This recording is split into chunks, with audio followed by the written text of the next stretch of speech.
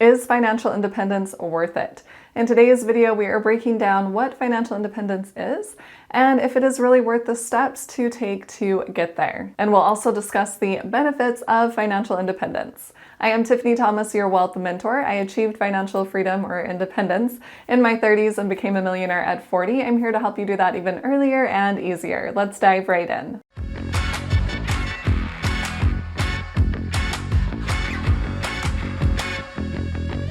All right, so is financial independence worth it? Let's first talk about what financial independence is, and then I'm going to talk about steps to get there, the steps that I took to become financially independent. To me, financial independence means you're able to live your desired lifestyle without having to rely on someone else for money or work for the money. It's essentially having enough passive income coming in to cover all of your expenses. And honestly, financial independence does provide freedom, flexibility, and the ability to pursue your own passions or your own dreams without any financial constraints. It allows you to pursue any goals that you have, to spend time with family, spend time on traveling, whatever it is that you would like. And with all of these benefits, there are some trade-offs to becoming financially independent. It requires discipline and long-term planning and the ability to manage your finances in the best way possible. It also involves sacrificing immediate gratification for that long-term financial security. And not everyone is willing to develop these skills or give up the instant gratification. To them, it's not worth it to achieve financial independence. Financial independence is definitely a personal choice, and we need to evaluate our own goals and our own values, our own priorities, and make sure that we are aligning those with financial independence if that is something that we want. A lot of people will prioritize other things above financial independence. And I want to clarify that financial independence does not mean that you have to quit your job, that you have to just stay at home all day and watch TV, or that you just go to the beach and hang out and get tan and read books all day. Although it can mean that if that's what you want. But financial independence honestly gives you the option to quit working or to stay working. I know a lot of people say they want to work forever, that they love their job so much that they never want to quit. And that's totally fine. When you become financially independent, you have the choice. You can stay at your job, you can keep your business, or you can give up your business, you can sell your business. Financial independence gives you that option. For me personally, it's been really worth it to achieve financial independence. I no longer wake up to an alarm clock, which I absolutely love. I do it occasionally if I have something early that I'm getting up for, but just my everyday regular schedule, I do not wake up to an alarm clock. Also, I have the choice to spend my time on what I want to spend my time on. For example, I like making these YouTube videos and doing my business.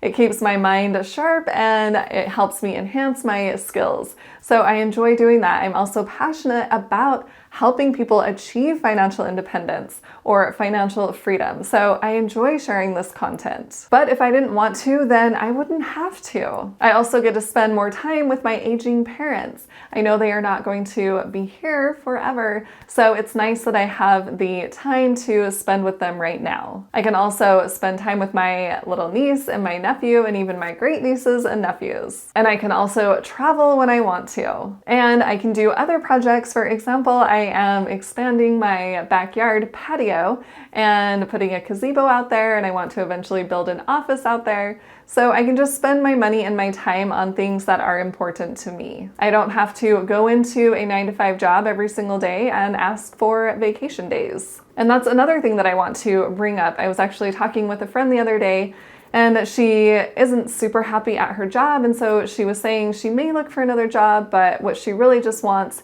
is lots of vacation days, that she's not really about making more money.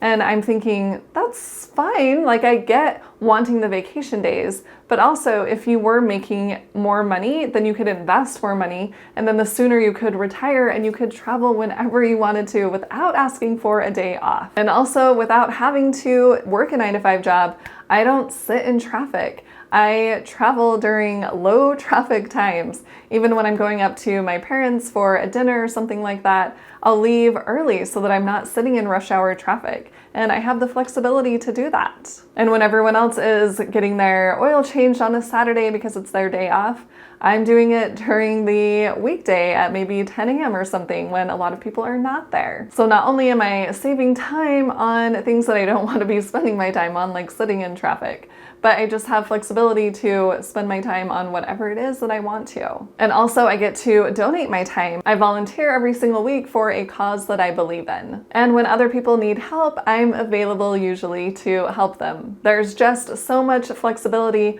with financial independence that it is definitely worth it for me. I want to share just a few tips on helping you become financially independent. The first tip that I want to share is to set the goal to become financially independent. That is what I did, and by setting that goal and giving myself a date, I was able to work toward that goal. Otherwise, I would just be spending my money here and there and not really be focused on achieving a certain goal. So that's the first step. When do you want to become financially independent? And comment below and tell me when that is. And then the second step is to create an investment plan in order to achieve financial independence. We have to be investing our money in order to achieve financial independence. We can't leave it sitting in a savings account. That is not going to be enough money for us to live off of. For me, my plan was to invest in real estate and the stock market. So I did buy and hold real estate properties, and then I also invested in the stock market. And actually both of those went hand in hand. When I was buying my fourth real estate property, I was able to take money out of my stock market investments and put it toward the down payment on my property. So come up with your investment plan to help you achieve financial independence. And then the third tip is to get guidance from someone that has achieved what you want to achieve. When I was looking to invest in real estate, I talked to my friend who is very successful with real estate investing.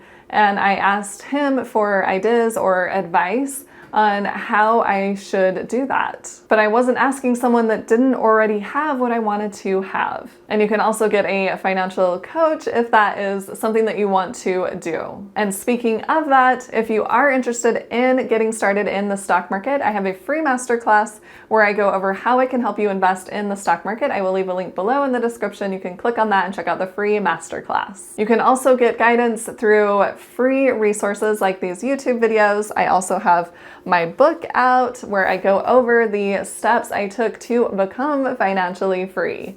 And then there are podcasts you can listen to and different resources like blogs. So there's a lot of content out there that you can get access to, but just make sure that you are finding a reliable and trustworthy source. And then tip number 4 is to track what you are spending. This is one thing that I have done pretty much my entire adult life. I've had a budget, I like to call it a spending plan, and I have a Google Sheet, and then I also use a free app. It's called Empower. You can hook all of your financial accounts to Empower and see your finances in one place very, very quickly. If that's something you're interested in, I will leave a referral link below in the description. You can click on that and set up a free Empower account. But however you want to track your spending and track your income, definitely do that, and do that every single month. You want to know where you are with your finances, because if you are trying to achieve financial independence, how will you know when you get there or how you will get there if you don't know where you are currently? We need to know what your income is, how much you have invested, how much you have to invest every single month. And we need to take a look at your spending. Are there places where you are spending too much money on things that aren't really important to you? Could you put that money toward your investments? And that way you would achieve financial independence even sooner. I know a lot of people don't want to take the time to update a budget. And that's why I like using Empower, because you can just load all of your accounts into Empower, like your checking, your savings, your credit cards, your 401k, your Roth IRA, even the value of your home, the value of your car. And that way you can see all of your expenses. You can check that every single day and see where you're spending your money. And that way you can see, all right, I spent too much money on eating out. I can really cut back on that. Or maybe you need to take a look at your homeowner's insurance. Maybe it went up drastically and you need to find a different provider.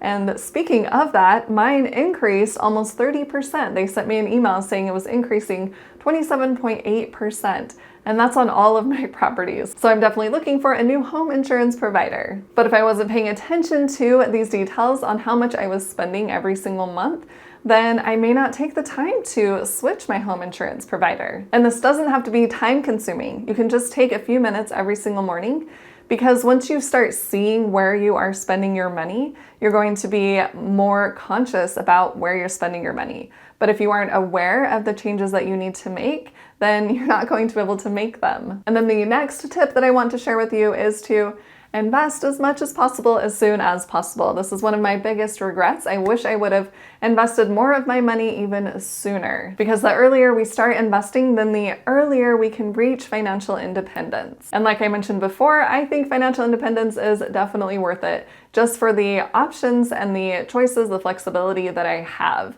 I can spend my time on things that I want to spend my time on. All right, if you found this video helpful, please hit that like button and share it with someone else who would like to hear more about financial independence. And hit the subscribe button to subscribe to my YouTube channel, and hit the little bell to get notified on when I post new videos. And if you want to see even more great content from me, make sure and check out the videos on the side of the screen. Thanks so much for watching. I'll see you in the next video.